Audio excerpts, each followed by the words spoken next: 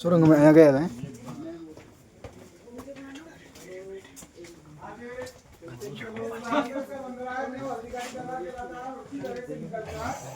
महाराणा प्रताप जी की सेना मुगल सेना पर आक्रमण करती है। आक्रमण इतना तेज होता है सारे सैनिक वहां से डरकर भाग जाते हैं और भागते भागते कहां पहुंचते हैं? मूवी में आपने देखा है खमनौर।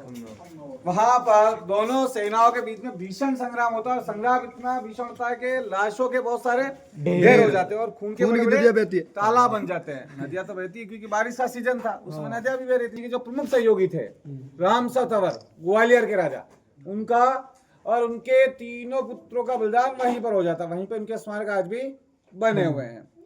समझ आ गई बात? इसलिए कहता हूँ कि फोन के साथ साथ सुनो देखो भी, क्योंकि मूवी भी चल रही थी। मूवी में सारा आया। मैंने इसलिए पूछा कि कहाँ पहुंची थी सेना, पर अपन क्या थे सारा उसमें वीडियो बनाने में व्यस्त थे। आइए पीछे आइए सर। वीडियो बनाने के चक्कर में तो दोबारा दिखाया जा रहा है। वीडियो दोबारा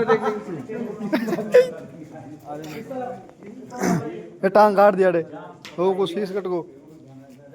सर फोटो बाद में खींचने समझ लिए एक बार।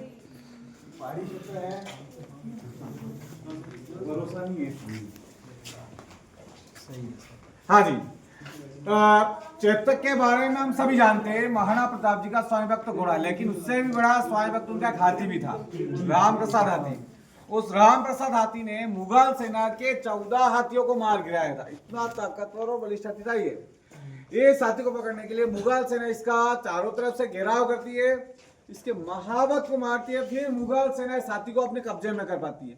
लेकिन सोचने वाली बात, मुगल सेना के अधीन रहने के बावजूद भी 18 दिन तक भूखे प्यासे रहकर इस हाथी ने अपने प्राण त्याग दिए, लेकिन मुगलों की अधीनता स्वीकार नहीं की।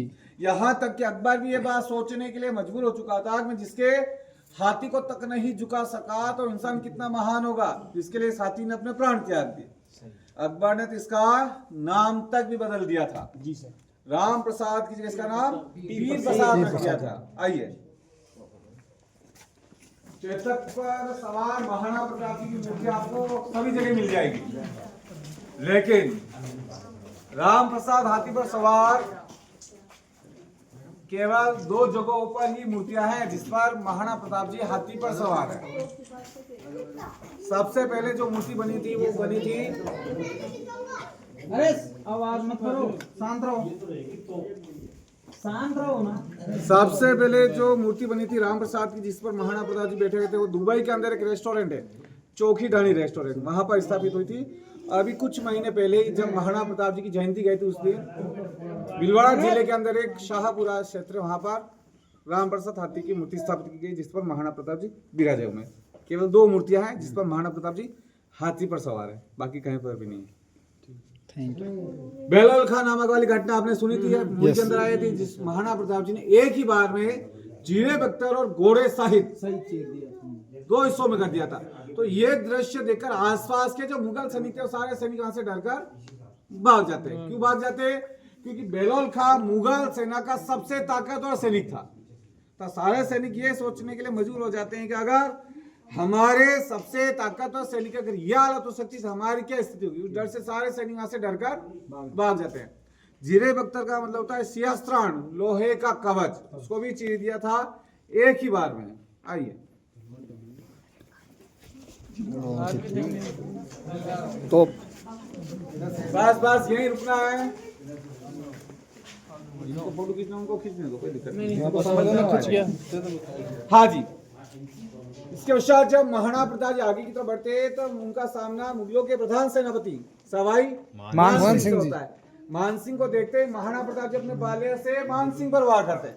बाला महावत को लगता है मानसिंह बच जाता है, ओहदे में छिप जाता है।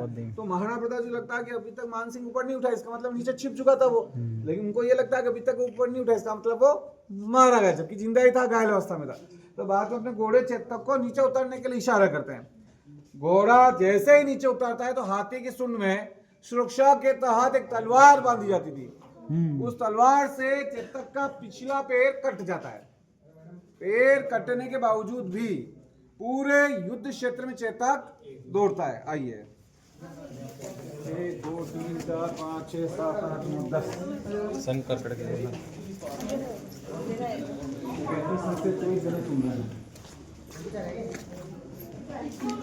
आइए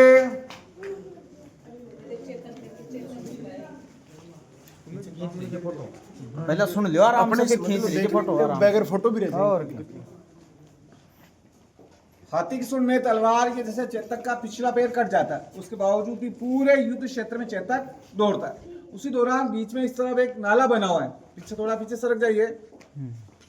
उस नाले को पार करते ही चेतक की मृत्यु हो जाती है खोड़िमली नामक जगह पर अधिक खून बहने के कारण। सामान्य कोई घोड़ा होता तो वहीं पर ढेर हो जाता, लेकिन उसने भी मरते दम तक अपने स्वामी का साथ निभाया था।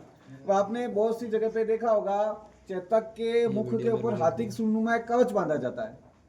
हर फोटो में चेतक के आगे सूंड लगी होती है। वो कवच इसलिए बांधा जाता था कि हाथी घोड़े को अपना बच्चा समझे, अपने जैसा ही जानवर समझे। हाथियों को भ्रमित करने के लिए ऐसा कवच घोड़ों के मुख पर बांधा जाता था। आइए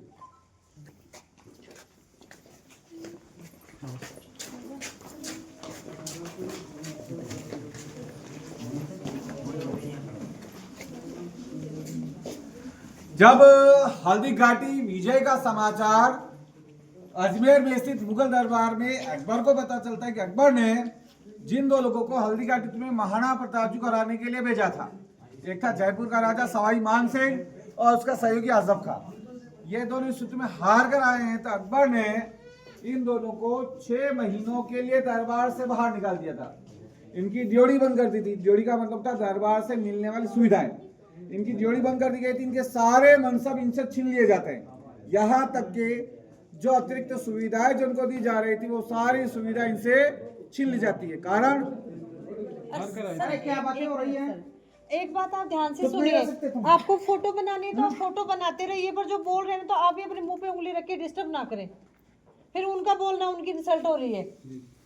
फोटो खींच लो, आप अपनी खींचने में रहो, लेकिन सुनते तो रहो कम से कम। कान चालू रखिए, बाकी आप जिसको सुनना वो यहाँ है, बाकी आप फोटो खींचे, कोई मना ही नहीं है। वैसे निर्देश आगे दे रखा था, कहीं कहीं खींच लीजिए, मना ही नहीं। लेकिन जिस उद्देश्य के लिए आप इस प्रताप गौरव केंद्र आए हैं, क्योंकि उदयपुर में बहुत सारे पर्यटक स्थल है, घूम सकते हैं। ये केंद्र है मेवाड़ की हिस्ट्री को, इतिहास को जानने के लिए बनाया गया है। तो जैसे अकबर को पता चलता है कि अकबर ने जिन दो लोगों को इस युद्ध में हल्दी घाटी युद्ध में महाराणा प्रताप जी को हराने के लिए भेजा था, सवाई मान सिंह और आजम खान, इन दोनों को 6 महीनों के लिए दरबार से बाहर निकाल दिया। क्यों निकाल दिया? क्योंकि ये अकबर की सबसे बड़ी हार थी। इनकी जोड़ी बंद कर दी गई, इनके सारे मनसब इनसे छीन लिए जाते हैं। यहाँ तक कि जो अतिरिक्त सुविधाएं जो उनको दी जा रही थी, वो सारी सुविधा इनसे छीन ली जाती है। कारण अकबर की सबसे बड़ी हार। जबकि इतिहास में झूठी बात पहले बहुत बताई जाती थी कि ये युद्ध अनिर्णय रहा था, या इस युद्ध में महाराणा प्रताप जी हार गए थे, ऐसा लिखा गया था, पढ़ा बताया भी जाता था। जबकि यह युद्ध महाराणा प्रताप जी जीते हैं, इसके कई सारे प्रमाण हैं। सबसे बड़ा प्रमाण इन दोनों को सजा मिलना, आजम खान को और सवाई मान सिंह को। अगर ये लोग जीत कर जाते तो अकबर इनको इनाम देता, दंडित नहीं करता। क्योंकि सवाई मान सिंह और आजम खान अकबर के 9 रत्न में से रत्न थे, सामान्य सैनिक नहीं थे जिनको इतनी बड़ी सजा दी जाए। इतनी बड़ी सजा मिला, इसका मतलब अकबर की सारी सेना की बहुत बड़ी हार। दूसरा, हल्दी घाटी के कुछ समय पश्चात अकबर स्वयं इस मेवाड़ में आता है महाराणा प्रताप जी को हराने के लिए।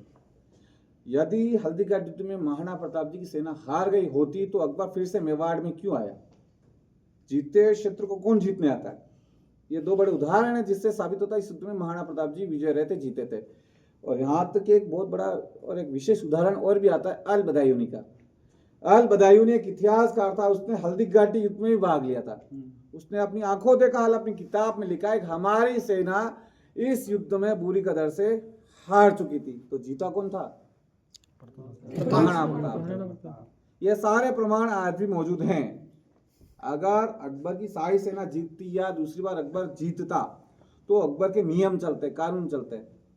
उसने दूसरी बार जब वो आया था तो उसने अपने हिसाब से इस शहर का नाम बदल दिया था महमूदाबाद, लेकिन स्थानीय जनता ने उस नाम को स्वीकार तक नहीं किया क्योंकि अकबर जीता ही नहीं। ये सारे प्रमाण हैं जिससे साबित होता है इस युद्ध में महाराणा प्रताप जी विजय रहते, जीते थे। आइए, ये सारे लिखे में जहाँ से मैं आपको की जानकारी पहुंचा पा रहा हूँ शिलालेखों के माध्यम से, प्रमुख इतिहासकारों के माध्यम से। ये फोटो आप खींच सकते हैं, जो आपके लिए जानकारी के लिए सबसे इम्पोर्टेंट। ये ठीक काम है। हाँ भाई, सुन भी लो, देख भी लो, देख भी लो। आ जाइए। हाँ जी, आप अपना अर्ध हो जाइए, चेहरा इधर कर लीजिए, उधर का हो गया हो तो। हाँ जी, हल्दी घाटी विजय के पश्चात महाराणा प्रताप जी अपने अगले योजना के तहत, अगले मिशन के तहत पहाड़ी रास्तों से आवरगढ़ चले जाते हैं। आवरगढ़ यहाँ से 22 किलोमीटर दूर जाडोल क्षेत्र के अंदर आता है। 9 वर्ष महाराणा प्रताप जी आवरगढ़ की पहाड़ियों में रहते हैं। वहीं पर भगवान श्री कमलनाथ जी का मंदिर है, शिव जी का सबसे प्राचीनतम देवस्थान, रामायण कालीन मंदिर, आज भी यहाँ पूजा अर्चना की जाती है। इसके बाद महाराणा प्रताप जी चले जाते हैं चावड़, जैसलमेर के पास में आता है, यहाँ से लगभग 85 किलोमीटर दूर है। 12 वर्ष महाराणा प्रताप जी वहां रहते हैं और उसी समय दौरान एक आदमखोर बाघ से गौ रक्षा के तहत उनका संघर्ष होता है। उस संघर्ष के दौरान की आते खिंच जाती, वो बीमार हो जाते हैं और उस बीमारी की वजह से मात्र 57 वर्ष की उम्र में चावड़ में उनका निधन हो जाता है। पास ही का छोटा सा गांव मंडोली का, वहां पे उनका अंतिम संस्कार किया जाता है। और इसी 57 वर्ष की बात को ध्यान में रखते हुए बाहर जो विश्व की सबसे बड़ी महाराणा प्रताप जी की बैटरी जो प्रतिमा बनी हुई है 57 फीट की बनी गई है उनके जीवन काल के अनुसार। अष्ट धातु से निर्मित है और 1200 टुकड़ों में बनकर यह तैयार हुई है। 40,000 किलो उस मूर्ति का वजन है।